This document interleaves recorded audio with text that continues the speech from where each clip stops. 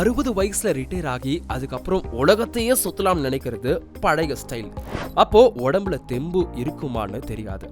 இப்போ புது ட்ரெண்ட் என்ன அப்படின்னா மினி ரிட்டையர்மெண்ட்ஸ். அதாவது ஒவ்வொரு 5 வருஷத்துக்கும் ஒரு முறை 3 மாசம் அப்படி இல்லைன்னா 6 மாசம் லீவ் எடுத்து உங்களுக்கு பிடிச்சதை செய்யுங்க.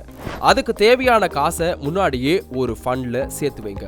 இது உங்க மென்டல் ஹெல்த்துக்கும் ரொம்பவே நல்லது. ரிட்டையர்மெண்ட் பிளானிங்ல ரிவர்ஸ் மார்ட்கேஜ் பத்தி தெரிஞ்சுக்கோங்க.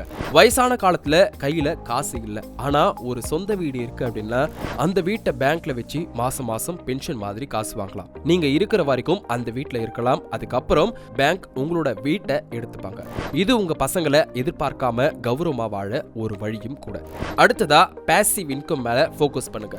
ரிட்டையர் ஆகும் போது ஒரு பெரிய அமௌண்ட் கையில வர்றதை விட மாசம் மாசம் வாடகையோ அப்படி இல்லனா டிவிடெண்ட் காசோ வர்ற மாதிரி பிளான் பண்ணுங்க. ஏன்னா பெரிய அமௌண்ட் கையில இருந்தா அதை செலவு பண்ணவோ இல்ல யாராவது ஏமாத்தவோ வாய்ப்பு இருக்கு. ஆனா மாச வருமானம் உங்களை என்னைக்குமே கைவிடாது. முக்கியமா ரிட்டையர்மெண்ட்னா வேலையை நிறுத்தது கிடையாது, உங்களுக்கு பிடிக்காத வேலையை நிறுத்தது. 60 வயசுக்கு அப்புறம் உங்களுக்கு பிடிச்ச ஒரு சின்ன பிசினஸ் அப்படி இல்லனா ஒரு சோஷியல் சர்வீஸ் பண்ண பழகுங்க.